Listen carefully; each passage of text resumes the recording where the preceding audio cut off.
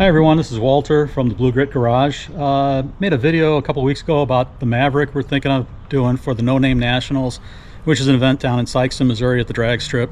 We need 500 subscribers. We're at 52, so we only have 448 to go. So hey, we're moving on. So one of the comments on the Maverick was they asked me if I wanted to turn it into a Lemons car. Lemons is a kind of a spoof on the 24-hour Le Mans, so it's a 24-hour Lemons. I think the cars have to be $500 or cheaper, and usually when you go to a Lemons race, you go up to the racetrack on the road course and you smell burning oil because these aren't the best built engines or anything like that. So one of the comments was, why don't I turn it to a Lemons car? And a friend of mine, Jim, and his buddy Neil actually have a Lemons car, so I'm over at their place and we're going to do a little walk around and have Jim tell you about why he did this and how much fun it can be, and I'll let Jim take over and do the talking. So first, there's Jim. There's Neil just coming in. There you go. Okay, what is the 24-hour Lemons?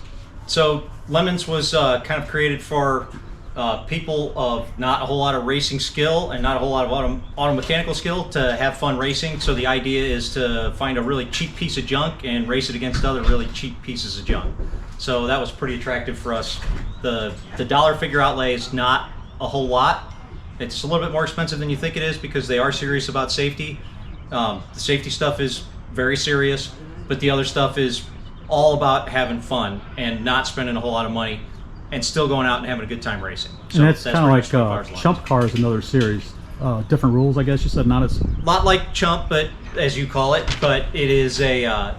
Lemons is all about having fun. So there's and they want you to have some fun, so they want a crazy theme with your car.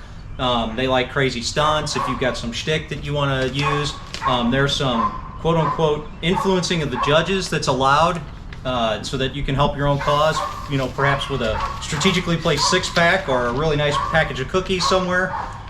So yeah, it's a lot more lighthearted. Champ Car is, they're about racing.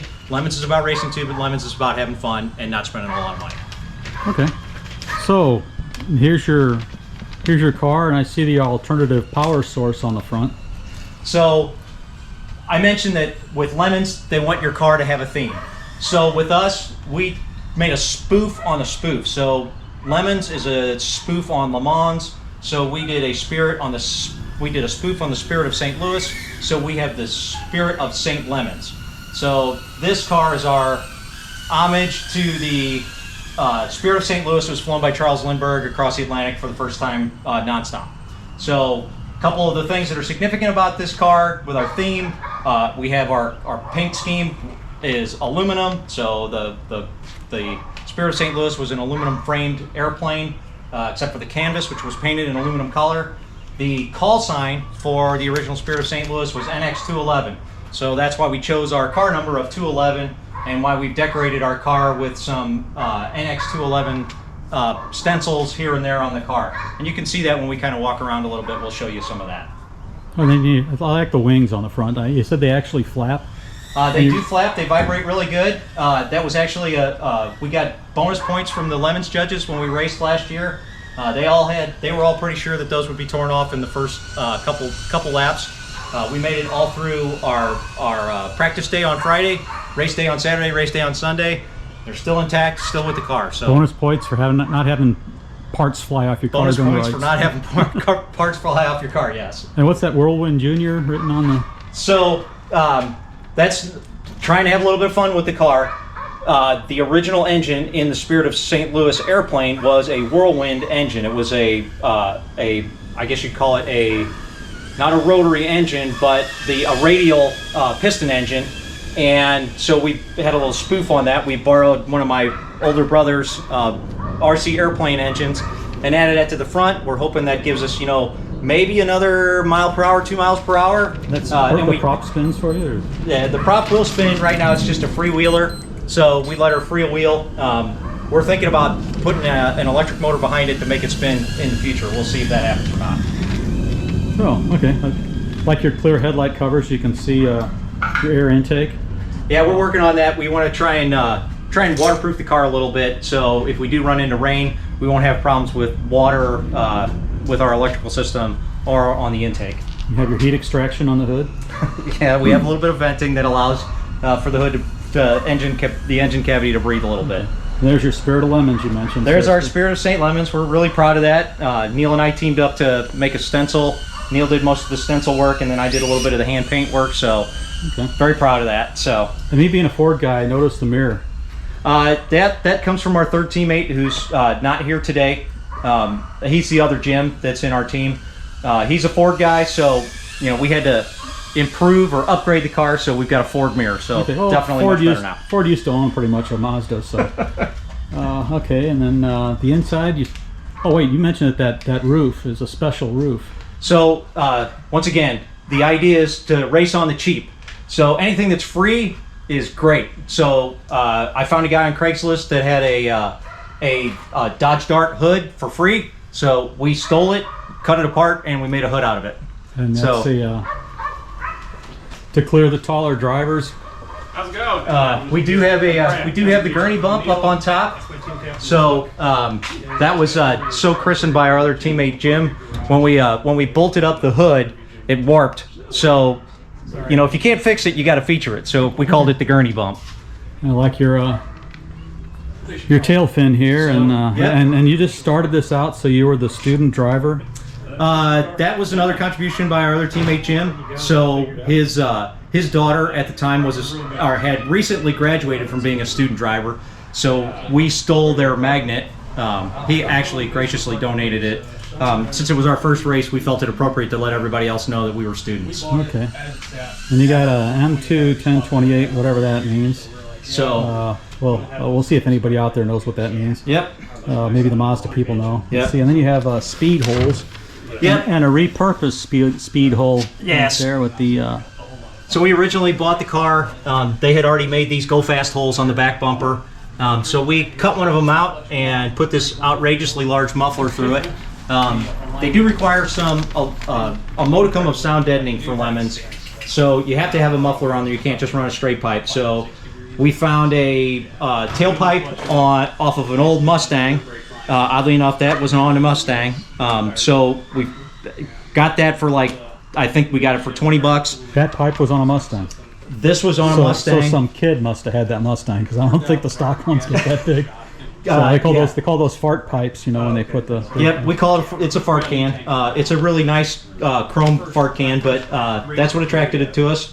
So we got it. We rigged up some adapters, and so that's we fabricated that all in there. Got it all to where it hooked up, and it meets our sound requirements. So that's all we care about. Okay. Plus, it looks kind of cool having a big ass exhaust on this little teeny car. And this is the inspection sticker, so you know who inspected it. Not exactly.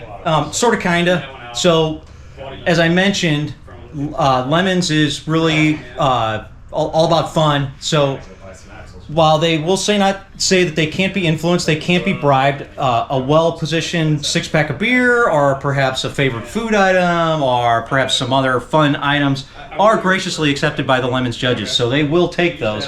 And you get this fine, you normally end up with a really cool stencil like this as a thank you for that, spontaneously misplaced six-pack of beer. And then what did you give that judge? So we had a nice package of him. We had some gooey butter cake, which is kind of native to St. Louis. We had some Schlafly beer, and we had a couple other St. Louis-themed foods and knickknacks that we threw into the basket for him. Okay, so that's how they were able to make this thing pass inspection. Hey, another speed hole. All right. So then you said this had some bigger brakes off of a later year. Yeah. So one of the things that we found out that was kind of nice is the car is, we think, an early 90s. The VIN number translates to an early 90s Miata. First generation, but the brakes are obviously bigger than a first gen. We found that out the hard way because we bought replacement discs and they didn't fit. So we had to do some hunting around, figured out that we actually had the bigger brakes from a later model Miata. Same thing with the engine. It's a stock Miata engine, but the first generation Miatas had a 1.6. This one's got a 1.8 in it. Okay. So you got the steering wheel that comes out, so it makes it easier to get in. I see you have some kind of air conditioning system there with the duct work. Yeah, we're jerry rigging some ventilation to try and improve ventilation in the car. Obviously, it gets hot out there in the track, especially in the summertime when you're running. And obviously, we don't have air conditioning, so we're trying to make our own. Donated Lemons of Love. I like they kept the crash bar on the side on the door, and it tucks in just underneath this substantial cage. That's a nice cage right there. Yeah, so that was one of the attractive features of the car when we went shopping. My teammate Neil actually found the car online. So what we did, we went and looked at it, saw that it had the cage already in it, which is a really big thing. Lemons, like I said earlier, is very serious about the safety aspect of their racing. So you're gonna have a full cage, you're gonna have fire suppression, you gotta have solid brakes, you gotta have good wheels. All of that you can spend on that without impacting the $500 limit on your car. So if it's safety related, it's okay, you can spend money on it. So safety cage, fire suppression, good wheels and brakes, that's all not part of the $500 that they're going to charge you against your car. So you're not going to incur any penalty by spending on your safety stuff. And we've done that here. The cage was already in it, so we didn't have to mess with it. You probably got the car for the price of the cage, basically. That's really why we bought the car. We probably bought it for the price of the cage. They had some other nice stuff on it. We've kind of relocated. The gauges, or they come with the gauges? Most of the gauges it came with. We've added a couple of gauges since we got it. It fixed a couple that weren't working. We redid, and believe it or not, we actually cleaned up the electrical. The electrical had a lot of the old dead stuff left in the harnesses. My teammate Neil has done a real good job running through, cleaning out all the unnecessary stuff. So now if there's a wire there, it's important. So well, that's professional. I've seen that before. A hook for your steering wheel. Oh yeah. Or the helmets. Yeah. Make sure you don't hit that hook when you're starting to bounce around. That's what the helmet's for.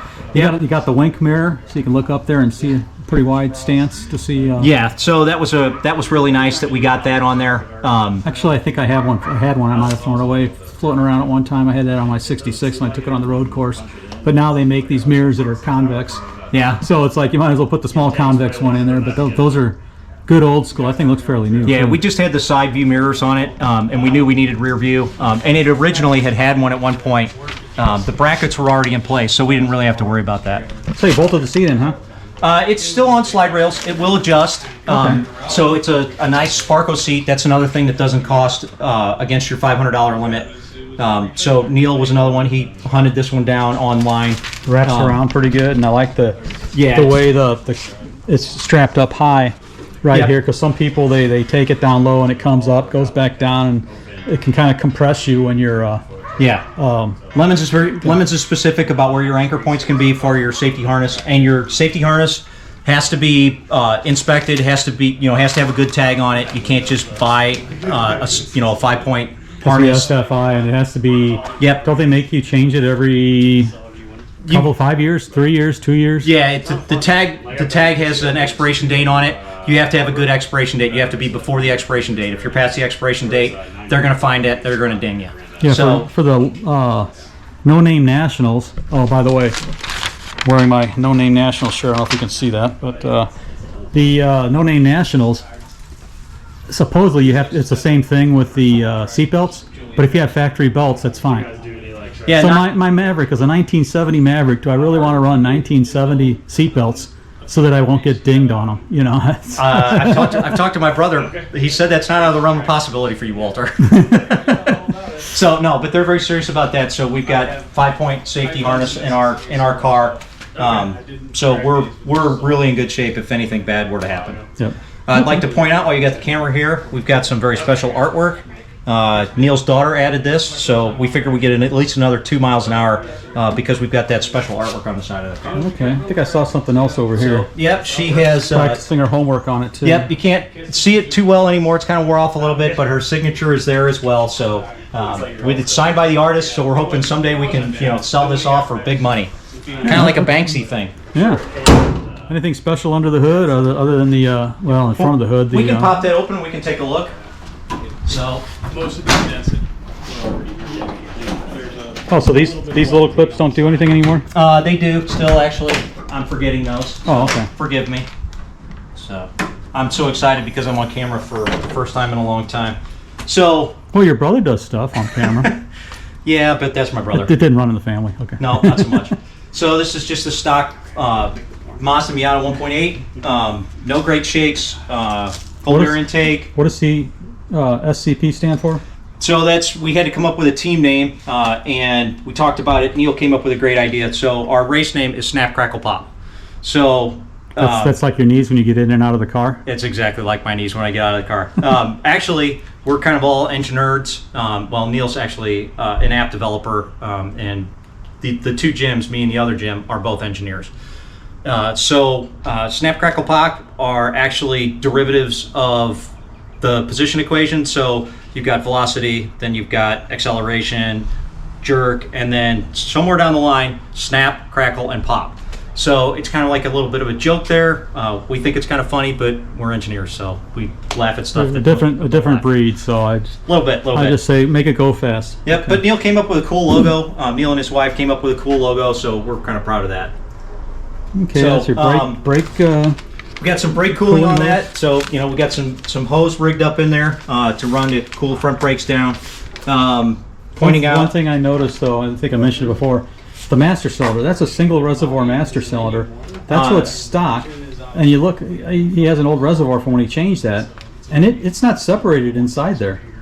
So, I mean, like in 1967, the old cars had single reservoir. In 1968, they made them all go to dual. So I don't know when they went back the other way. Yeah, I can't say. That's a little outside of my range of experience. We did add fire suppression. Cool. You can see our high quality zip tie work here and our nice yellow tape. I thought the yellow was just to tag it. Is yellow to hold it together? It leaked. Do you put the yellow tape on, or is No. No. That's just the fire jacket. So this fibrous material is a fire resistant jacket. Okay. And we had to cut it so it's woven, so so it it frays. keeps it So from we just fraying. put some electrical tape on it to keep it from fraying all over the place. I thought it was color coded or something for. No, some I reason. had some yellow tape laying around. It was the first thing I grabbed, so I kept using it to be consistent. But you can see we've got nozzles here. So I did mention safety is really important. So we've got fire suppression in the car. So if something goes off, if we do have fire, we can pull a handle, or there's a handle on the outside of the car Yeah, I think I saw that. a track track worker. official could come up and pull our handle and trigger our fire extinguisher. So that's what the big E's for. And That's what the big E's for. So you're going to get a dose here in the cabin. So the driver gets 2 nozzles, and then we've got 3 nozzles in the engine compartment. There's another big E. There's the power shutoff right there, the electrical bolt. So that points you inside there to there, and then Yep. it's kind of dark, but the fire tank's right down there. It has a little pull release that you take the safety off for when you race. I guess. Oh, Yep. there you go. Yeah. So So one thing I noticed down here, this is for your beer when you're driving. They encourage drinking and driving, right? no, actually they don't. Once again, I said they're pretty concerned about their safety. This is just for personal cooling. It gets pretty freaking hot out there. You've run enough stuff, Walter. You know what it's like when you're out on the track for a little while. Well, this is 8 hours, or if for the guys that go 24 hours on the long races, that's a long time getting cooked. So you got we're a working on wiper pump motor or something, and it feeds through a suit and dumps it back in. You throw some bags of ice and some water, and you're good. That's to go. it. That's it. That's high tech. And then it's over here to compensate for the weight of the driver. Hey, it's all about weight balance. You got to keep weight centralized. So yeah, this is phase 2 that we're working on right now. Last year we ran our first race. We had a cooler. We had a setup that we put together, and we did that for last year. We found that it worked out pretty good. The design worked pretty good, but capacity was small. So we're going with bigger cooler this year, more cooling. That's the bigger cooler that's in there? Or That is all... the bigger cooler. So that's phase 2. Okay. Yeah, it's pretty bad when you come in and you get fuel and top off your cooler. Yeah, but you got to do what you got to do. Ice and fire, I guess. Yeah. So where did you race, and where are you going to race? So we raced at Joliet last year. That's our first ever race. It's up at the Audubon Club up in Joliet, Illinois. That's just south of Chicago, a few miles south. Yeah, of Chicago. if you ever get a chance to go up there, I recommend it. We were totally surprised and totally blown away about how nice that track is.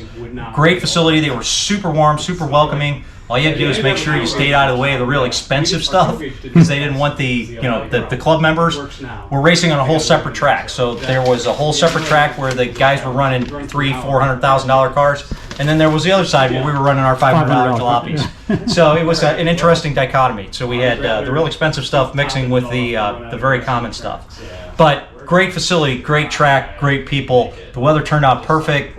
For a first racing experience, we couldn't have asked for anything better. We were able to finish. That was our goal, was to make it through the race. We didn't lose any time for any major pit problems in the middle of the race. We did have our problems. We had fuel system issues. We're hoping we've got those hammered out now. And the fuel system issue was rusty tank. We had a rusty tank, so we didn't. That was the one thing that we didn't have a chance to check. We didn't have a long 100-mile run to see what would happen. Oh, all that shaking from a road course, all the bumping, it bumped up all the... Yep, all sloshing it all around. We started off okay, everything was fine, and then an hour into testing, all of a sudden we started having some, we thought it was misfires originally, so we were looking at the ignition system, we were looking at the fuel system delivery, couldn't figure it out. Put a new fuel filter on it. We saw some rust, and we thought, oh my God. Later on, we finished the race. We got it home. We pulled the tank apart, pulled the fuel pump out, totally covered in rust. Took the fuel tank out, nothing but rust in the bottom of the tank. So the tank got trashed. We got a new tank, so that we're hoping that takes care of that problem. And maybe it's the number they gave you to race that was the problem. Might be. Number 13, might be. so. Lucky 13. Yeah. So yeah. Okay, and then where? That was last year. Where are you planning on racing this year? So we're hoping we're going to try it for 4 races. We're going to go back to Joliet. That's in July this year. So that'll be good to get back to Joliet. That'll be our shakeout race. Hopefully we'll have everything all lined out for the car by then. Then there are races in Bowling Green, Kentucky. There is a race up at Road America in Wisconsin. And there is what was the 4th race? Neil, what was the 4th race that's close to us? We have Road America, we've got Bowling Green, Kentucky, we've got Joliet. Oh, no. We were going to try for Hallett. We're not going to be able to get to Hallett. That would have been our 4th race. Hallett's actually in about 3 weeks, 3-4 weeks. We're not going to be ready for that, so we're going to miss that one. Maybe we'll get them in 25. Okay. So. Well, thank you very much, Jim. Thank you very much, Neil. Thank you very much, extra driver. So yeah, I guess they go for 4 drivers because it's pretty tough to race for 24 hours with 1 driver. Again, this is Walter from the Blu-Grit Garage. Please hit like and subscribe. Help us get our 448 now subscribers so we can enter the No Name Nationals. That's September 20th and 21st. It's an 8th mile track. It used to be Jeffers Motorsports Park. Now I think it's called Skelton Speedway. So thank you very much. Please help us out and have a good day. Thank you. Bye.